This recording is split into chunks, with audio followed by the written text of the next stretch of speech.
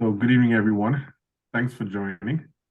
So today we're going to talk about the business plan. Before I go into the content, I think the business plan sometimes seems daunting for people to create.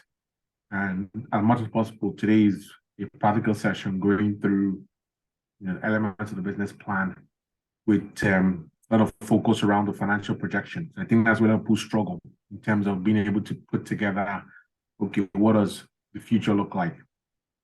And I'm looking from the assumption that your business has not taken off, which is the more difficult piece, because once you've been trading for a few months and you have a better feel for numbers, once you haven't started trading, difficult for it now to find, okay, how do I start putting together what my income statement should look like?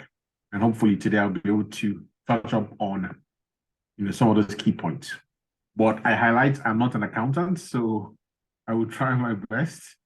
But as much as possible, I'll keep it relevant and engaging. I think as we normally do, towards the end, we are open for additional questions. But even as we're going through, if there's a point you want me to touch up on as we're going through the slide, by all means, slow me down so I can go into a bit more detail. Okay. So thank you everyone for joining.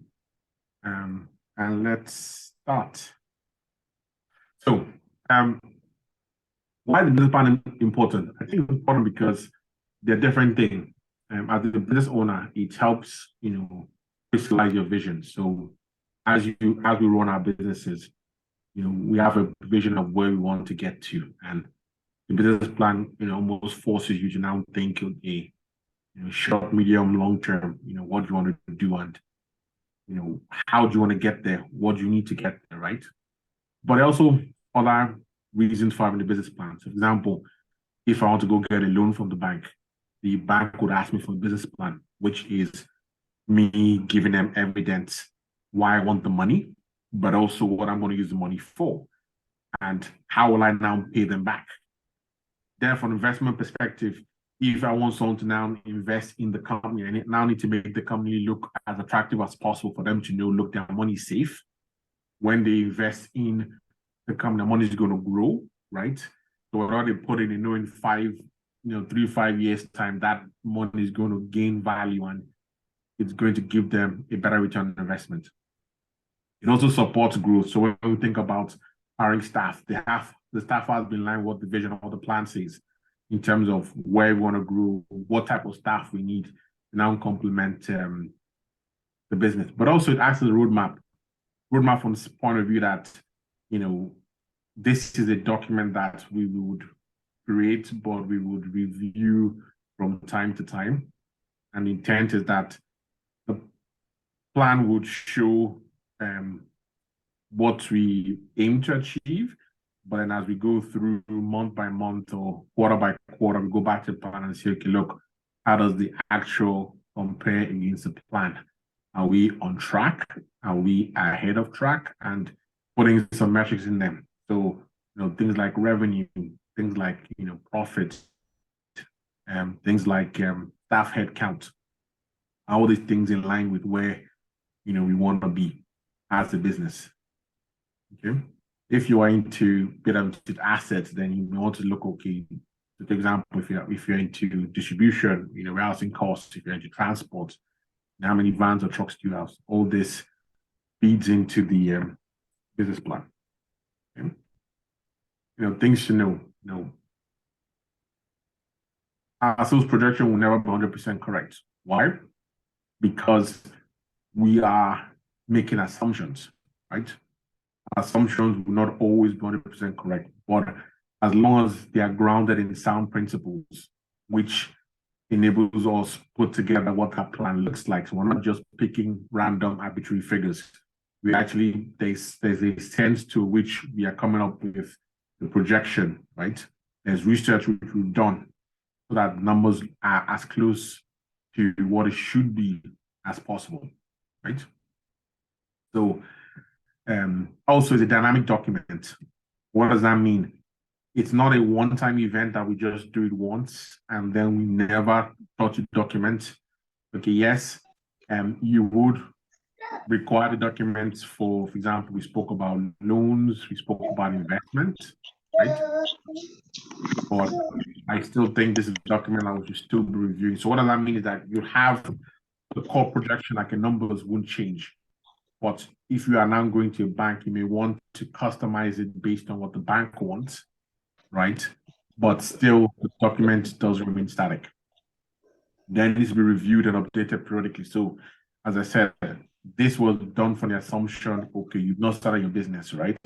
But as you now at the business, you go through month 1, month 2, month 3, you now see that whatever you projected, either it's correct, either it's a bit too high or a bit too low, but then now you have some actual traction. You're now able to now adjust the figures up or down in line with what you're seeing from a reality perspective, right? But also, you also find out that maybe you may need to invest more in certain areas to now either catch up with what your plan is, for example, marketing and sales. But this is where this plan has to be now be reviewed, periodically. Okay. Also, documents will revieed if there's significant change. So, if there's something that happens in your space which significantly impacts, say your sales, for example, then at that point, one good example would be Brexit. So Brexit has a significant impact on different businesses. So that is one example whereby we now go back to numbers. If a lot of our sales were growing, and now and then that trash the bin. Sorry, Bassey, we can't hear you. And I'm trying to mute the person. Hold on. Okay, thank you. Yes, I'm just muted. Sorry. Sorry, AB, I had to mute you because I think there's a lot of background noise. Sorry. What was I saying? So I was saying that, the documents we reviewed, especially there's a significant change. A good example I was citing was Brexit. So if, as a company, a good chunk of my sales are going to the UK and now Brexit happens, then all of a sudden I need to think about import duty, and I need to think about paying VAT to the UK. This would change my business plan because now cost of selling has gone up. So does the end customer absorb this cost, or do I look for ways to now reduce my cost base so that it's now net neutral? Yeah. Okay. So, what are the pitfalls to avoid? You're not doing enough research. So I think, we need to spend a good chunk of our time trying to understand, the markets we're going into. And research it's around the market itself, right? Research is also around our competitors. So, take, for example, take Prune, for example. So we consult, but we consult in procurement, for example. So, I have to do research around not just the consulting space and the procurement space, but if I look at Ireland, who are our key competitors, and actually look at what they do, how they do what they do, right? And look at what their numbers look like in terms of revenue. So we can actually go on to CRO, and we can get their annual statement to see how much revenue they've done. So that's also something that is important to do. So you now know, okay, this is the type of size or revenue you could potentially do in this space. Okay. Then writing and presentation, because remember, you want to make this look as attractive as possible to whoever the reader is, so they know that you are a subject matter expert in the topic that you are trying to bring to market, right? But also you are showing how you are different from the others, what's the unique selling point, and how attractive does this business look. But our pitfall is making the plans incomplete, so certain things that you miss. So I think one of the big chunks of the plan is definitely the financial projection. You make sure this is thorough, make sure you have people that look into this number, and make sure the number, makes sense. Then from an aspiration perspective, being realistic. So, as much as possible, don't be optimistic in terms of your projection. Put things that we know is achievable based on resources that you have and based on what the market is showing. Okay? Then don't copy and paste from what your competitors are doing and assuming that will work exactly for you in the plan. And as much as possible, you want to customize it. So if you are putting a pitch to a bank, it would be slightly different to you pushing a pitch to an investor, because a bank is more around ability to pay back the loan within the time that you've requested.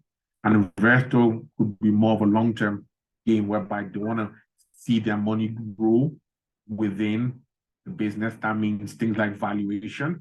So the company valuation has to keep growing, which means that if they buy, I don't know, take example, 50,000 and get 10% of the company, then that means you value the company at 500,000. So it means that in 5 years' time, that valuation needs to increase. So they want to see more of the value of the company increase. In a different way, you can look at valuation.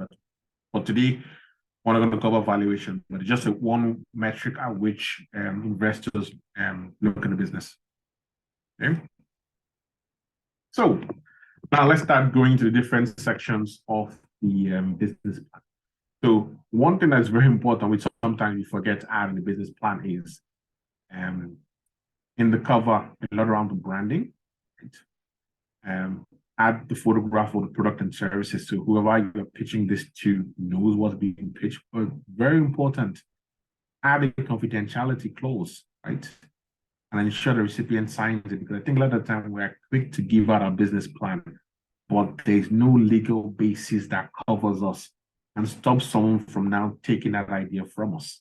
Right? So this is a very, very crucial point. It may seem simple, but important because we want to make sure that your IP, intellectual property, is covered. You want to make sure your idea is covered. You want to make sure that whoever reads this plan doesn't take it. And this could mean anyway, even you are submitting the business plan to win an award, make sure that there's confidentiality built into this.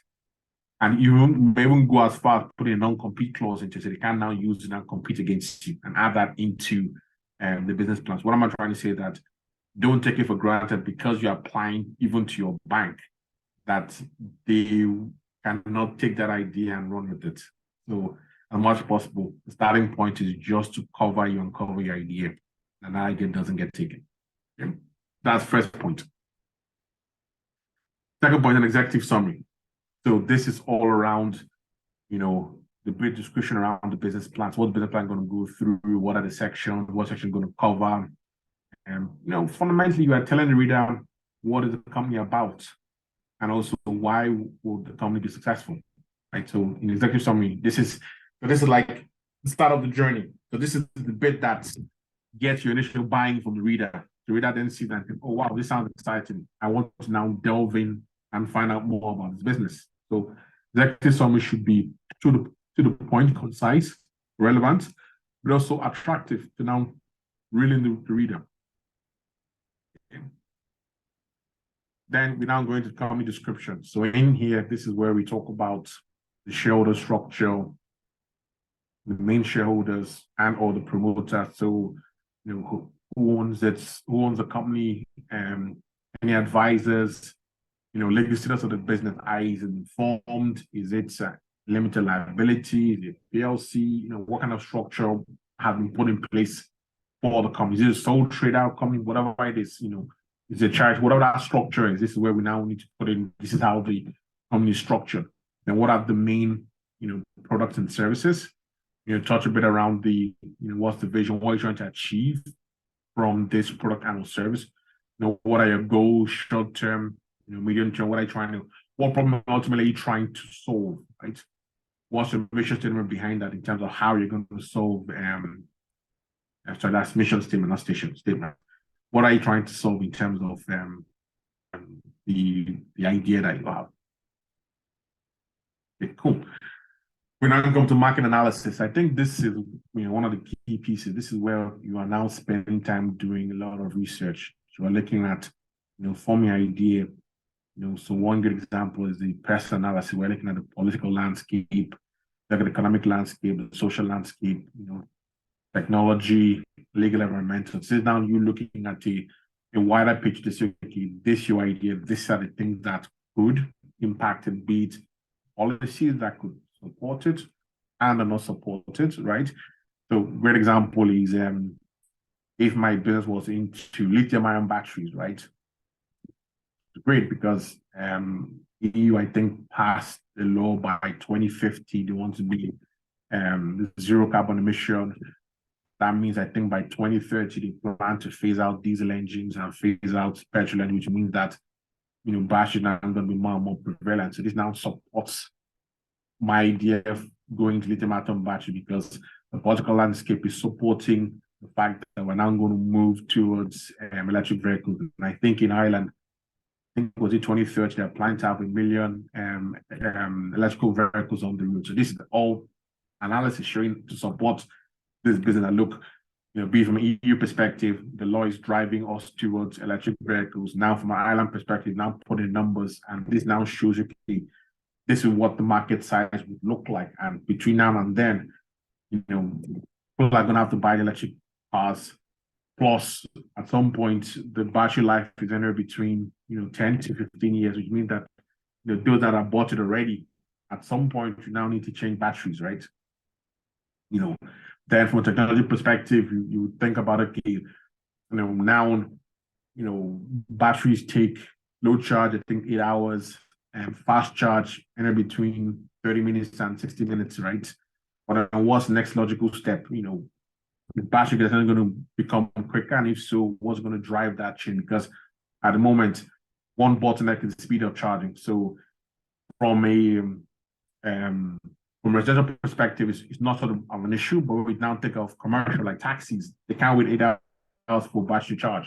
And the battery currently now is not built to always use fast charge. So there is a space for us now to look for faster battery charging technology. So just an example. Then when we think of the SWOT, so the strength and weakness is more internal of the company. So what is the strength of the company? What's the strength of the product? What's the weakness? And then opportunity and threats are more external. So what are the opportunities? Going back to the battery the example that I gave. Now look at what opportunities for battery. So great example is there's also a sideways way you can look at it. So battery can be used for cars, but I also know there's a lot of work now being done for battery now to be used from a residential perspective for houses, right?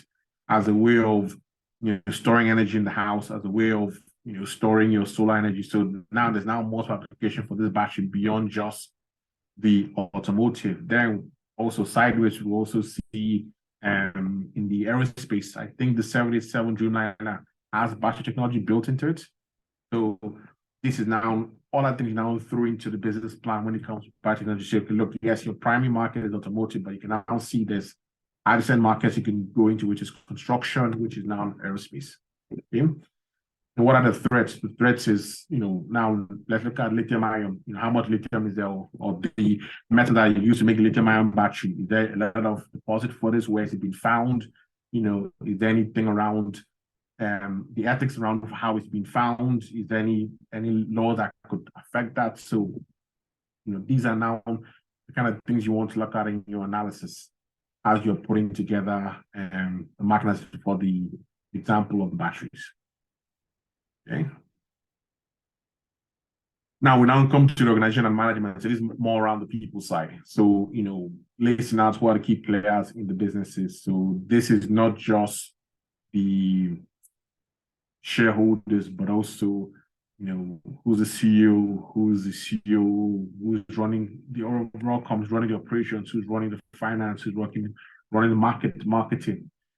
How is the organization structured? What kind of structure do you have in place?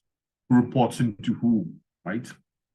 Also, also key to also highlight is that in this journey, is there any coach or mentor who's a specialist? For example, if you look at the example I use on battery technology, if, for example, Elon Musk was my mentor, then that's important because he's well known into battery technology, like example. So trying to find someone that is a specialist in that industry to then help and coach you and help navigate you through that journey as you're planning your business, right? Then as a founder, they want to now know your experience, right? So an example of Prune, prior to establishing Prune, I had 15 years experience in supply chain, logistics, and procurement. So now creating Prune, there's clear example that I've done this already before, and I've done this successfully. So now setting up Prune shows that I now have that experience in that field, and that's easier for investors and banks to say, okay, look, you've got a track record in this, but not just only the founder, but also your team. When we look at the different teams, what are they bringing into the company? Be it experience from the finance perspective, be it experience from a commercial perspective or customer experience, right? So you want to have a good enough team to leverage the different team strengths and their backgrounds to ultimately help booster the company and show, the reader of the business plan, look, you've got the right team in place who would help take this business, not just off the ground, but also make it a success. Okay. So, any questions so far? I just pause for a second. Any questions so far? I'm good. No, thank you. No worries. So, we now go to section 6. So this is now research and development and business assets. So this bit is talking about, it may not be applicable to every single business, but typically if your business is, a product-based business, then there's a degree of research and development that you've done, right? There's a degree of you've actually going back to the battery example. So, if the business I'm thinking of is going into lithium-ion batteries, at the stage of putting the plant together, I should have had some prototypes already that have been made up, which have gone through R&D, have gone through testing, and the best case scenario has all the different approvals that is needed, be it CE mark, be it UKCA, so CE, so all the different marks or stamps from the EU perspective, from the UK perspective, well, the main markers I want to go into have all been stamped and I've passed all the tests that need to be done, right? That also links it to now the assets I have. So asset will now be the product. So in terms of lithium-ion battery, so one, do I have prototypes? Yes, assets, or have I gone into full-blown production whereby I actually have now products that are ready to now to be sold? I'm looking for funding, not so much for the research, but now to acquire more stock, put stock in warehousing, and then distribute stock to the end customer. And then from a product perspective, what is the difference? What is the innovation in the battery? Why is this battery different from another battery, right? So it could be, this battery has a longer shelf life, which means that, the typical battery maybe is 10 years, but with the R&D that we've done, we can now increase battery life to say 20 years. And that's, pure innovation. That is also a barrier to entry because if you're able to achieve that, you can then put an IP on that technology and then mean that that technology is also protected. Okay. But same thing can also be said for a service company from the perspective that there could be something bespoke in terms of how you do business. So going back to Prune, so from a consultant perspective, we have a bespoke way at which we consult in terms of a framework which is unique to us. That could be one of the USPs, and that could have shown over time to lead to success because based on our result, our process always delivers result, and then that's something that is a business asset, as example. So this could also play from a service perspective. I know businesses are not necessarily all products; some are also services. Okay. So next one, marketing and sales. So this is all around looking at the customer trends and opportunities. So I recommend that people do buyer personas. So what's a buyer persona? It's you now saying, okay, my ideal customer looks like this, and then this is what my ideal customer is looking for. So we go back to the example of give example of the battery. So if the product is a battery, right, and I'm selling to the automotive industry, so the person I'm selling to would be somebody in the procurement function of a automotive company, right? Now for me to put my hat on and say, okay, what was the person looking for? Obviously, price is one of it, right? But price will not be the only thing. It's more or less around value, but price will be one. The person will be looking at quality. How can I show that this battery has the quality that the buyer wants? So this is now all your different certs, your CE certification, your UKCA certification, all the R&D and testing you've done to certify that this battery actually has passed all the tests that it requires. That's one. But then you also do different testing around longevity of the battery, right? Okay? So that's one example of buyer persona. If I now look at the consulting side, right? So typically I'm going to, business owners, right? And you are looking for companies who are open to change, right? And change being from the perspective that they're open for you coming in and looking at what they do with the opportunity of then saving them money. So typically, businesses are open to this when they see their costs spiraling up, or they see unknown costs. Or example of Brexit, a great example, when now overnight companies now had to import and export into the UK. There's now paperwork involved. I think on average, costs went up between 10 and 15%. So now you need someone to come in and look, okay, how do you now mitigate this 15% cost increase overnight? And where we will come in and look at ways in which we can now reduce costs without impacting quality. You're looking for typically a business owner, and or if the company has a procurement function, you want to now liaise with the procurement function. But typically, SMEs will not typically have dedicated procurement function. This typically sits with the business owner, but they would want to be more open to having those discussions. And that would be the person I would then target to say, okay, these are the person's pain points. I.e., unable to control cost. Second, unable to control quality from a certain perspective. And then these would then form the critical issues and enable me now know how to pitch this to the buyer. Then marketing strategy. What's your go-to-market strategy? How much of it is going to be conventional marketing, whereby it's cold calling, how much of it is going to be through flyers, how much is going to be through social media. So it varies. How much is also going to be going for conferences, right? So a lot of the things that we do from a print perspective is we engage through the different orgs we're part of. So, example, Dublin Chamber of Commerce, Online Business Foundation, we go for conferences, and this is a good place that we get to meet potential customers. But this all has to fit into that plan to say, okay, look, I'm going to get my customers through these different steps, be it social media, be it commercial marketing, and then out of that, how would you split your customer base between these different go-to-market strategy? Some are still strategy. I'm going to now sell and engage them. Then also pricing. How are you going to pitch your price? Are you going for lowest cost or value? My stare to people is always that, price cannot be a unique selling point, because typically anyone can undercut your price, right? So, you can't go to market always want to be cheaper, because anyone can undercut. So the question that, how do you now pitch beyond just price? How do you now pitch value?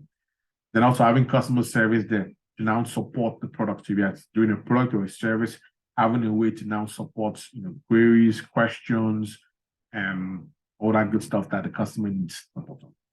Okay. Now hit the the big piece. So your financial projections. So this covers, I guess, all your loans, your security, your guarantees, so your debts, right? So this all needs to be put, if this exists. But typically for a company that is starting on, this shouldn't be high.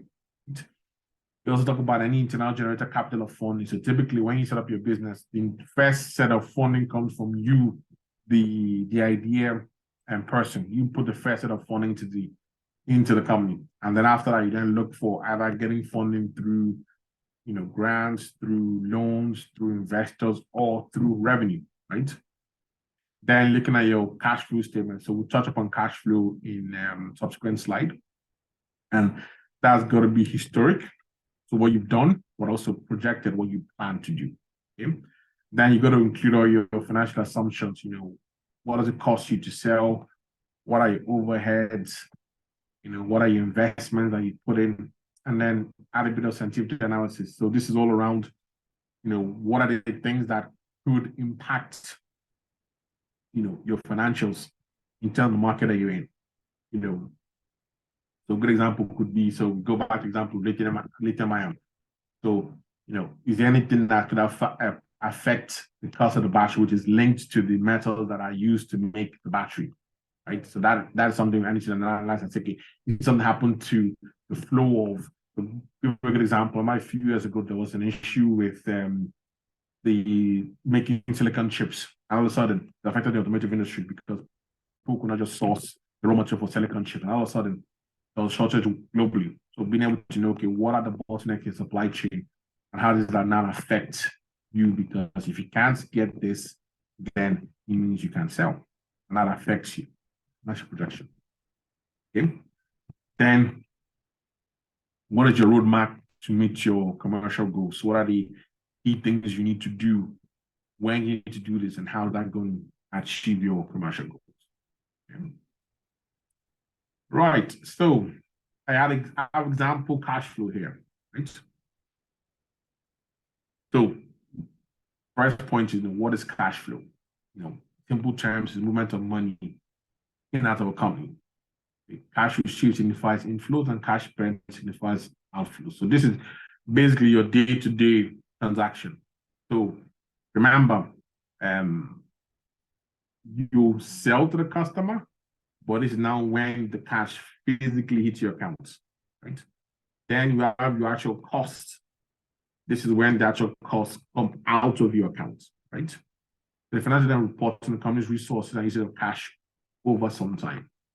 So this is very, very important to understand, because a company can be profitable or have a poor cash flow. It's trying to balance your in and out flow so that money is not leaving quicker than it's coming in. Okay? So what is this is just an example, looking at cash flow over 3 months. So at the start of every month, you have your opening cash flow, which in this case is $3,403, right? You now say, okay, how much are you getting from your operations? How much are you getting from your sales, right? And then this is the subtotal, the addition of both of them. Okay? What's additional cash to use received from your assets? For other things that generate cash for you. Then, what are your expenditures? Operations. So, operational costs could be salaries. What are you spending on? What are the bills? Could be rent. What are the other things? If you have a loan, could be borrowing with some long-term liabilities, that has been put in there. So what I'm trying to say that, you now need to put a cash flow, month by month, breaking down, what do you expect to receive? What do you expect to spend? So I think expenditure typically is the easier of the two to put together, because, as a business, you typically know what your costs will be. So the salary, you have an office rent, but typically we advise to keep costs as low as possible at the start, not incur rent until you need to incur rent, right? But obviously salary needs to be paid.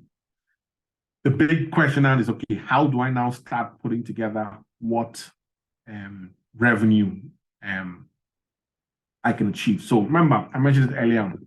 The one way to look at this is we research our competitor, right? And ideally, can we actually get the financial statement from a competitor for a year? So an example of Ireland, you go to CRO, I think you can pay for that to get what they did in their year one. That is the idea of what that potential could look like. Then you can now break that down and say, okay, look, to take, let's go back to the example of, I will give example of product, example of service. Look at the lithium ion example I gave. So I would now look, okay, how much of this battery can I sell, right? What is realistic, right? This is all dependent on now winning a contract from an automotive company. That's for lithium ion. If I now look at it from a consulting perspective, right? I now need to figure, okay, how many SMEs do I need to target a month, right? The targeting could involve cold calling, emails, going to trade show, right? And I have to work out what is my conversion factor. So is it 1 in every 20 companies I contact would convert to business, or is it 1 in 50? And then based on that conversion factor, what is the average amount of business I expect to do per company? So you see, when I'm building from bottom up, right? And then based on that then comes with a figure. And then we then look at the calendar for the year. I would then see, okay, maybe there's one trade show in January. So it means one trade show, even that trade show, I'm going to see 20 SMEs, for example. It means that I'm going to convert at least one SME in that one trade show. And if my average contract value is 20,000, it means that for February, because trade shows in January, it will take some time for that business to convert. It means that by February, I should have gone that business. So a month conversion is realistic, which now means that I should have some revenue posting in my cash flow for February. Okay? Then if February I have 5 road shows, and each road show there's also 20 SMEs in it. So that means I have 5 conversions also hit in March.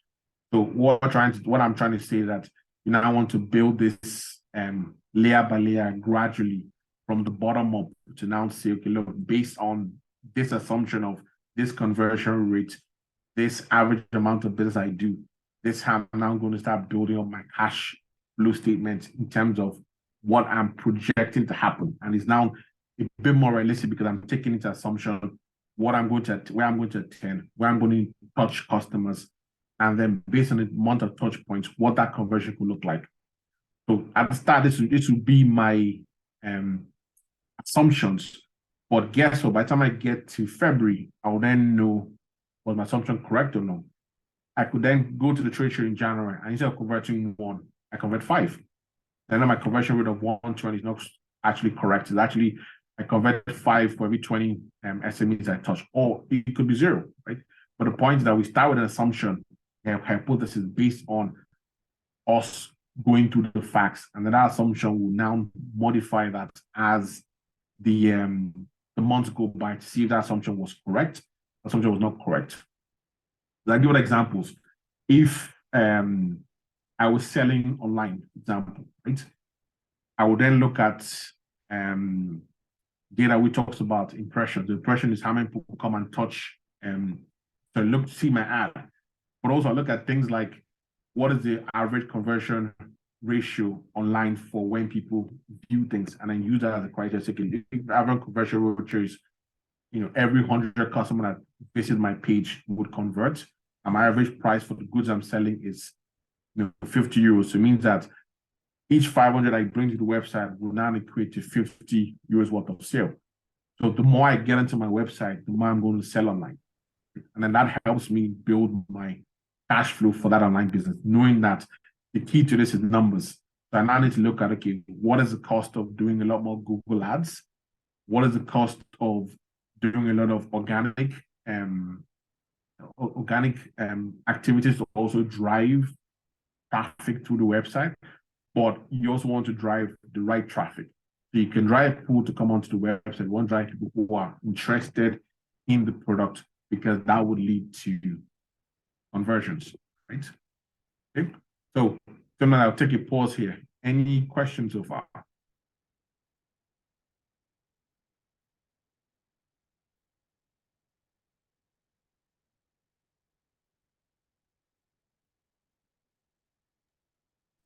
Everyone's quiet. Yeah, everyone's quiet. Not from me. I suppose I'm listening to you, and I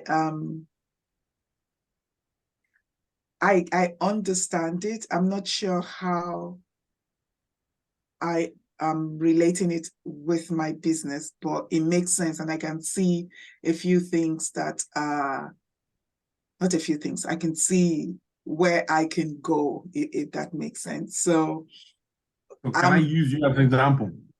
Yes. Exactly. Yes, use me as an example then. Can I use you as a guinea pig? Yes, Okay. please. So I think our businesses are similar because we do services, correct? Correct. Yeah. Granted, our markets are different, but we both offer services. So yes. So the example I gave from a perspective. So to put your cash flow together, so at this stage, you would have worked out where your conversion is.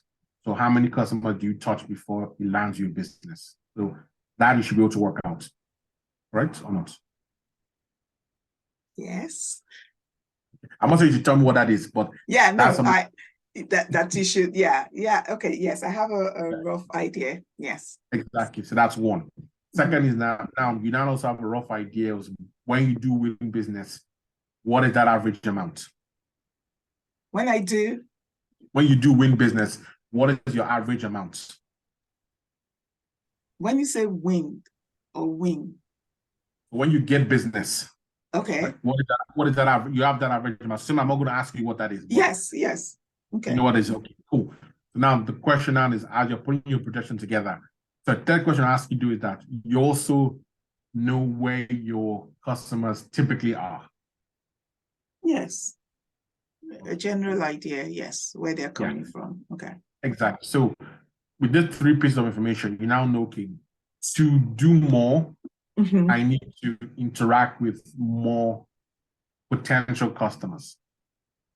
Yeah. Yes.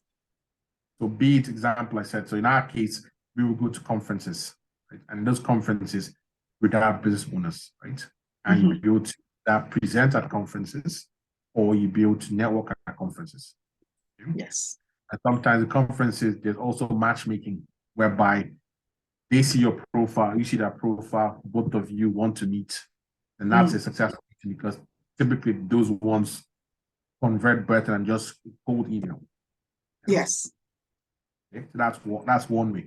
Second way is you have things like, and if you're part of BNI or these other things, whereby there's a lot of emphasis on referrals to those businesses also. So another way to also get your potential customers. Yes. Yeah. So yes, based on this information, you can now say, okay, look, if I want to do, I'll just throw a arbitrary figure. yes, If I want to do 500,000, right? We can now break it down and say, to do 500,000, you need to attend X amount of conferences or X amount of events, whereby you're going to touch Y amount of customers. And then based on that, this is what you could potentially get out of that. yes. I like what you're saying. So now when I'm trying to break it down into piecemeal to say, okay, look, this is what we expect, right? But I remember, as I said, this is now the projection. Yes. As we now go for those events, you may find out that some events may give you more, some events may give you less. So now we can now break it down into, so I'll come back to us examples. I don't know what the typical events you go to. So if, example, the All Island Business Foundation gives us more conversion, and we know, okay, that is a richer source for us to get customers, right? If when we go to likes of BNI, it doesn't go that much customer, we know, okay, we put less resources and force into these things that are giving us less conversion and more into those that are giving us more conversions. Yes. That makes sense?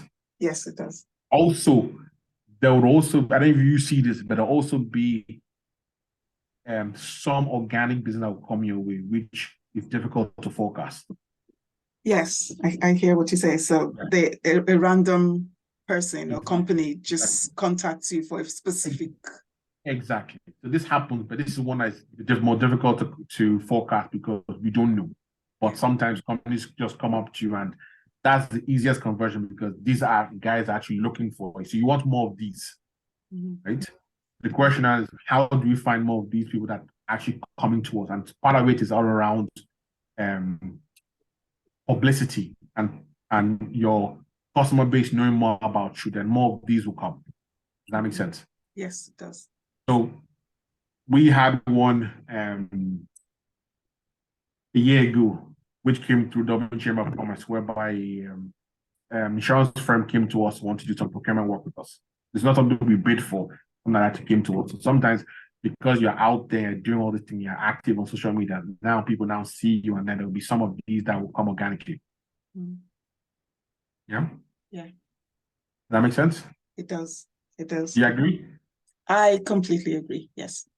Okay. And can I just add, I think that for services as well, sometimes you have, when you kind of break down the multiplicity of your products, even though they're service. So if for €8, so you do one-to-one consultation, and then that's one aspect you can do your forecast on. And then you could say, okay, I also have the group ones. And this is my projection for the month. And then you might say, okay, now I'm going to be adding training to it. So that's another stream. And I can do my projections for it. So you kind of have, okay, at the end of maybe, I want to say maybe a year, I want to have this, maybe for the sake of argument, 75,000 euros made. Yes. So I'm kind of working backwards and saying, okay, I have four different strands of income into my business. So I'm breaking it down to how much do I need from each of these. Of course, so you have been trading for a while, so you kind of know where more is coming from and less is coming from. Mm. Yeah. So you kind of now like, okay, when it comes to one-to-one consultations, I have more of that. So I expect that over a period of this number of months, this is how much I'm projecting that is going to come from this one-to-one. And then, okay, I'm starting to do training now, but I have not really done so much of it, so I'm not quite sure. So you're not going to put too much on that, if you know what I mean. Yes. So you kind of break it down to what since there are projections, what your projections are, leading to an overall overarching goal in terms of your income, what your expected or your projected income is. So all of those parts that you're adding to your business that make up your business are potential income streams. And so you can project from that point. Yeah, I get that. And thank you, Bassey. Thank you, Toluwani. And that's just giving me a bit of focus. Thank you. No, I agree. I think that I was going to add though was that what Toluwani said was that so I 100% agree. I think it's all about getting different streams. So, for example, there are things like funnels that you can create whereby you are now not proactively attracting customers based on some kind of product offering. Then you can also target multinationals, whereby you can have a fixed period of time where you're doing repeat business to them. That's also easy to get and easy for you to now forecast those ones. So to what Tulano was saying is just having a different stream, and each stream would have its own different conversion, its own different maths, be it one-on-ones, be it group coaching or different things. Yeah. Thank you. Okay.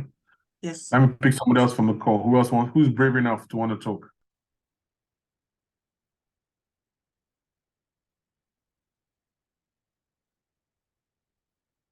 Anyone else? I suppose when people haven't started their business, is once, as you said at the very beginning, how to do the forecasting when you haven't actually started the business. But maybe, as you rightly said, this is projection. This is not set in stone, but at least to get an idea of the numbers would be really beneficial, because it actually focuses you as well. It helps you to know, okay, how am I going to start on which leg am I going to start out, and to what extent am I going to push, depending on what your projections are. So if you're on the call and you haven't actually started, that's fine as well, because it's projections, it's a forecast. So it's actually beneficial for you to start doing it, so you kind of get into the mode of doing it, if you know what I mean, because it's just very important from the point of, even from, as Bassey said earlier, from the point of view of the bank, and even if you're looking for investors and all of that, there has to be some numbers. And one of the things that I have found is that we entrepreneurs, a lot of entrepreneurs we are very poor when it comes to financial literacy in our business. We can handle the others, but when it comes to financial literacy, we just want to hand over to somebody else to do. But the business will not grow unless we are able to actually do this part of it, because we are the ones that own our businesses. So the business does not, its potential to grow will be stunted if we cannot get this, or get alongside with somebody who can show us how to do it. But, we are also really involved in the process. So we just have about 2 minutes to go, I think. And that's, yeah, unless somebody wants to say something. Anyone have any more questions? Well, I just quickly ran. Yeah, I did have a quick question. So thank you so much for the talk, and thank you also, Dr. Tito, for talking about first businesses because I haven't started my business at all. So I was a bit lost when talking about the cash flow and everything. So I think that's where my question kind of bases from, especially for businesses that will probably not be a services business. So you might most likely need an investor, or most likely you would have to convince an investor to put like trust into getting money to even start in the first place. So how do you like do a financial projection in that case? Do you maybe start from using samples that your competitors have used in previous instances, or do you just like make up numbers that you think would be Yeah, with your phone. I'm not sure they are online. or would you just like make up numbers that you think would work for the business, or but like how do you start? Because obviously in cases like that, especially when it has to do with like tech, you need so much money before you can start. I had a question. Give me a second. I'm trying to mute. Maybe you're able to go on mute. Yeah, cool. Yeah. So I think maybe do you want to come back on? Yes, I don't know where you lost me. No, I had But everything you said. I had everything you said. okay. I think Yeah, perfect. in your example, I will 100% say that a good starting point would be to look at your competitors, right? And go as far back as when they started to see how their revenue. So look at their year ones for your closest competitors and see, how did their year one start for them, and what kind of resources did they have in year one, and then you then use that and then scale back. For example, if you started with so much cash injection, such a big team, you know that okay, you are doing something similar, but you don't have the same resources and clout as they do, so your numbers will be less than what they've done. But definitely, when you see your competitor, that gives an idea of what you can achieve starting similar way as they started. Yeah. But then adjusting it for market changes. That makes sense. So coming back to your point, do you know your top 3 competitors already? Yeah, I think I have an idea of some of the major competitors, but I do not know my top 3 competitors already. So definitely just going back to the first thing that you said, which I actually noted an asterisk, is that you have to do lots and lots of research whenever you are setting up your business plan. So that's definitely where I'm at. So hopefully by the next time we chat, I'll be able to like straight up tell you these are the top 3 competitors and like go from there. Yeah, and if you can get their one actual what is a book of accounts that is submitted, then you now see exactly what they did in year one. It doesn't cost that much to buy the book of accounts, but in order to get that, then okay, this is what they did in year one, and also what resources being people, or resources in terms of capital, be it injection of capital, be it revenue, need to achieve those results. Oh, that makes sense. Any ideas or any resources for how I can get this book of accounts? We can chat offline. Are they Irish based or are they non-Irish? Are they Irish based or non-Irish based? Global. Okay. We can chat offline on that. My question is going to say that apart from looking at their book of accounts, you also be good to look at their annual statements also. Yes. Yeah. For those direct competitors. Can I just say that, okay, you said the business is global. A lot of businesses say they are global. Yeah, but they actually started small. So yeah, Bassey is going to talk to you about that. But just in case you have a business that started out small, maybe for Ireland, as a small business, you're not mandated to produce your book of accounts. It's not compulsory for you to publish your book of accounts if you're a small business, as in you are self-employed, a sole proprietor. All right. Yeah. So if a sole proprietor is somebody that is your key competitor, then it might be hard to get. So you probably have to look for the nearest example of a company that has registered themselves, like an LTD. Okay. So you have to look for the nearest competitor in terms of that. But this is where you sit down and Google is your best friend and do a Yeah. lot of desk research to find out, for example, you say you're product-based, Yes. and you kind of have an idea from trolling the internet and looking for, kind of like, okay, what has obtained in this country, what's obtained in Ireland, those who are very close to what you're doing, and then kind of find shall I say, an average in terms of what the prices are, and then being able to kind of build on from that. Yes. Because you might find, I suppose you might find that book of accounts and you might not. But just in case you don't, you have to look for an alternative and say, okay, what's the next thing that I can do? Or do I have a small, can I go out and actually get real-time figures? That means you're actually going to the market and asking questions. You're actually doing that research and asking questions about, okay, how much is this sold? How much is that sold? And, what's the margin and all of that? I don't know if you get what we're saying. Absolutely. No, I agree with you, and very well noted. Thank you so much. Okay, so one of the things that I also have found that we struggle to do as business owners is that market research. That you're actually going, and when you can't find something, you actually go and look for that information. It's sometimes people find, what's the big deal? But it's actually very important. Otherwise, you can't have this forecast, and you might underprice yourself, or you can overprice yourself. Bassey, over to you. We have just 1 second, 1 minute. Any final question? If we call for another session, Bassey could oblige us by giving us message, but we want to work with people who are actually wanting to do the work on their projections.